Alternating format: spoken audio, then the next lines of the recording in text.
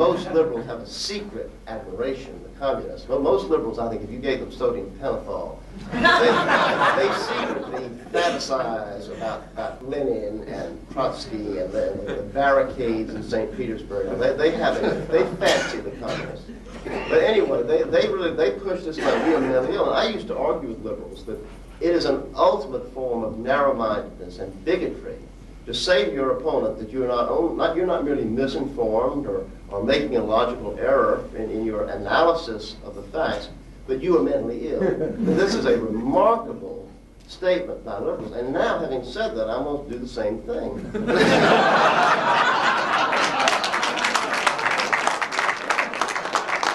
After a lifetime of dealing with liberals, including my brother, who is a very staunch liberal, I've concluded that I was wrong, that there are times when you do have to conclude that your opponent is mentally ill.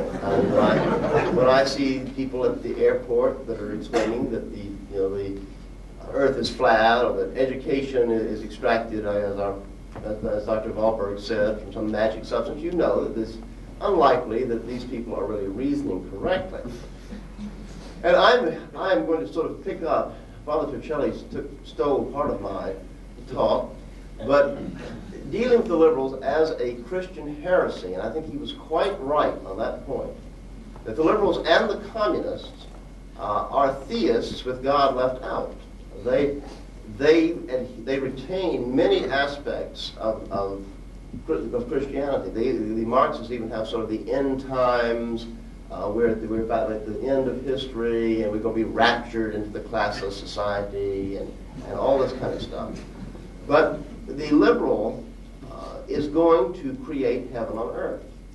And liberalism really must be approached to some extent, at least we can say this privately here amongst ourselves, among friends, I hope, that liberalism is a form of mental disorder.